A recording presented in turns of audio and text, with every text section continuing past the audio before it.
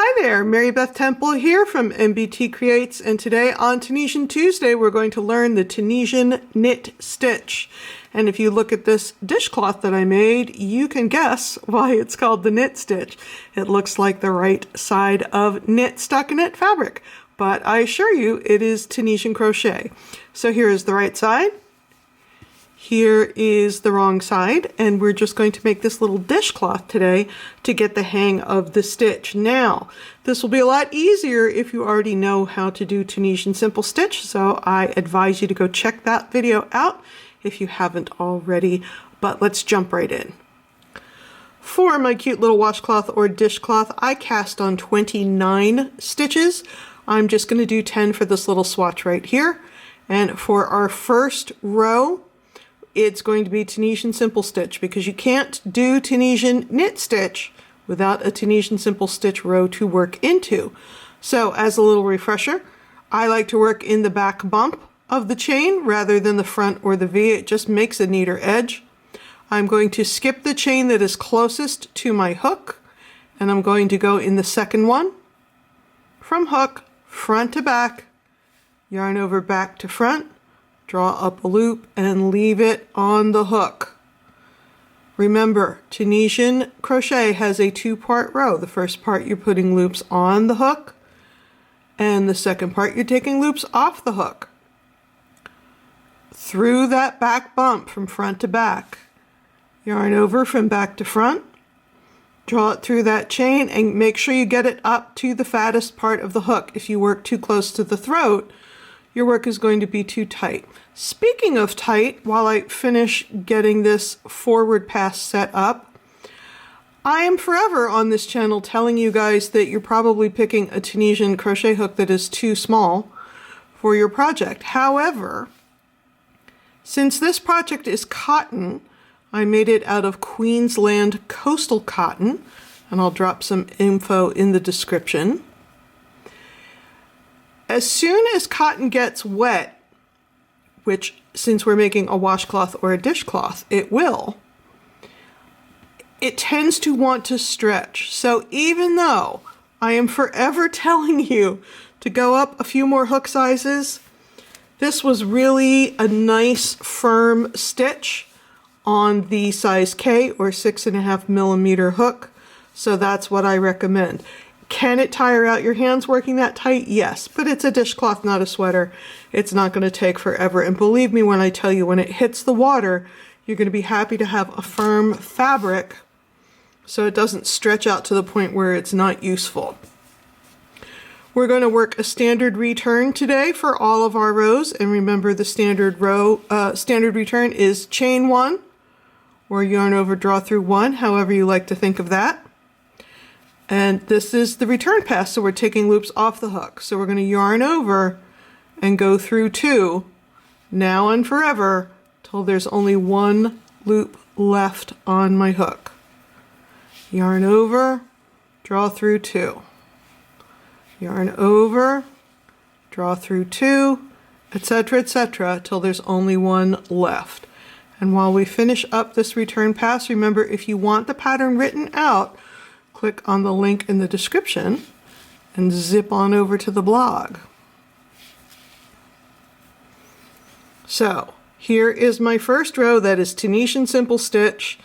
Here are my 10 stitches. Now, the magic of the knit stitch happens on the forward pass. So I'm going to skip the first vertical bar, as we almost always do. I'm going to begin like I'm making a Tunisian simple stitch. I'm going right to left under the vertical bar, but then I'm pushing the bar all the way through to the back of the work. And then yarn over and bring it through the work and also the vertical bar. The reason I tell you to go through the vertical bar first is it sets the stitch up to lay flat, and it's kind of hard to know where to go otherwise. So under the bar from right to left like Tunisian simple stitch, and then through to the back of the work. Yarn over and draw up a loop. Under the bar like Tunisian simple stitch, and then through to the back of the work and yarn over and draw up a loop. And you can see immediately, obviously it's a little easier to see when there's a few more rows on here, but you can see that little loop where it looks like the front of stockinette stitch in knitting, or if you don't knit, it looks like your t-shirt fabric. You can get those little loops. It looks like a commercial knit. And for this project, and pretty much all the projects I show you here on YouTube, when we get to the end, we're going to make an edge stitch. So to make the edge stitch, it's actually really similar to Tunisian Knit Stitch, but to do the edge stitch, we're going to find that last vertical bar, go under it from right to left, and also under the strand behind it. So we are kind of going through the work, but I do this edge stitch no matter what stitch I'm doing, not just for Tunisian knit. So we should have the same number of loops we started with, 7, 8, 9, 10, which is correct. And we're going to do the standard return one more time, yarn over, draw through 1, or chain 1, however you like to think of it, and then yarn over, draw through 2 until there is only 1 loop remaining on your hook. I do want to show you one more forward pass because it looks a little bit different when you're working Tunisian knit stitches into Tunisian knit stitches as opposed to working Tunisian knit stitches into Tunisian simple stitches, which is what we did on the row we just made. So I've got 2 left here. It's 1, 2. Again, this is a little tighter than I would work in garments, but it's cotton and a dishcloth, so here we are. So now the loops are a little more easy to see. They're not quite as standy-uppy, if that makes sense, as just a vertical bar in Tunisian simple stitch, but the same deal applies. We're going under that bar and through. Skipping the first vertical bar, as we often do, through that vertical bar and through. But again, you can see immediately if you're doing it correctly. I will also say I noticed when I made my little dishcloth that my right side slip stitch edge was super loose. So I did make it a point on every row to sort of manually tighten that up through the bar, through the work, through the bar, through the work, through the bar, through the work. And as always, if you can't find the bar, you can't find the openness of your final row, just pull it apart like this. Pull the top to the left and the bottom to the right, and it will square itself up and be easier to see. And let's look at that edge stitch one more time. Through that last vertical bar and the strand right behind it. That gives me a nice neat edge on this side to match my nice neat edge on this side. So I'm going to put just a couple of rows on this little sample so that I can show you the edging real quick, but that's really all there is to the Tunisian knit stitch. It's not so hard, and if you're comfortable with the simple stitch, it's a really minor adjustment on your forward pass to get that stitch. When I finished my last row, there's a couple things going on. One is it's an open row because it's the last row that I did, and I want to put a border onto my dishcloth or my washcloth to, again, to hold its shape, to keep it from stretching out when it gets wet, and just to neaten things up. So I've gone down several hook sizes. I've gone down to a 5mm or a US H to put my border on. Again, I don't normally recommend you work this tight, but when you're working in cotton and it's going to get wet, you almost have to. So to make my top edge look nice, I'm going to single crochet as if to Tunisian knit stitch. So I'm going to insert my hook as if I was making a Tunisian knit stitch, yarn over and draw up a loop. I have 2 loops on my hook, and I'm going to finish my single. So I'm not making Tunisian crochet at this point, and also I'm not using a Tunisian hook. I'm using a traditional hook because I'm just putting my border on. But you really want to insert your hook in the work as if you were making a stitch, because if you just try to go through the vertical bars or between the stitches, you get gaps. If you insert your hook as if to make the stitch you were just making, no matter what stitch that is, in this case it was Tunisian knit, then your top row lays flat and looks like all the rows beneath it. When I get to the corner, I'm going to put 3 single crochets in the corner.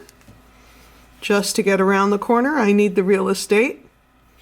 And also when I get to the corner, I'm going to insert my hook as if to edge stitch. So there's my last stitch. There's my edge stitch. So I'm going to go 1, 2, 3. Now I'm going to single crochet down the left hand side of my work, and because I did the edge stitching, let me pull up a little more yarn here.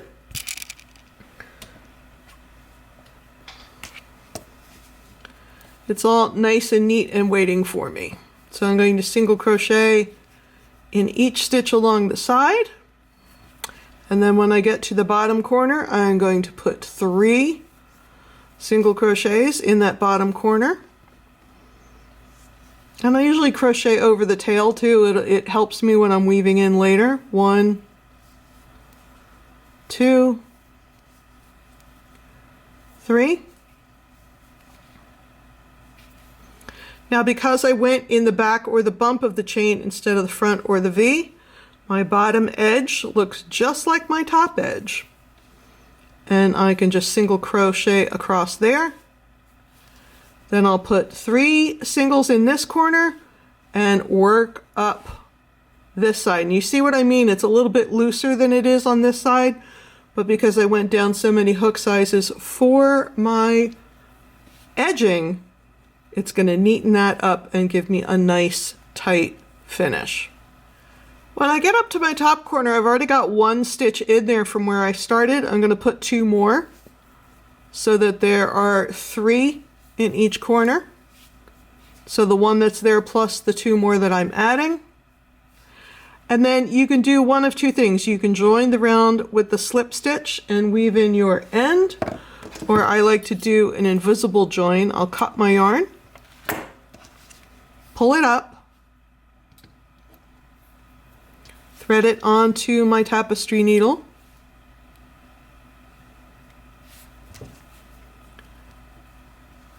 I'm going to look for the stitch where I wanted to make the round join, go under those 2 loops, give it a little tug, and go back down in the center of the last stitch that I made, exactly where that yarn is coming out.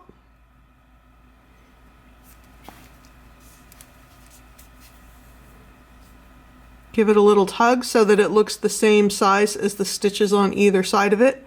And that gives you an invisible round join when you're putting an edging on something. And that works for any kind of an edging, not just when you're edging Tunisian crochet. Then I can go ahead and weave in this end like I normally would. So once again, here is our dishcloth in coastal cotton coral reef. And zip on over to the blog for the pattern if you need it. And thanks for hanging out with me. I am Mary Beth Temple.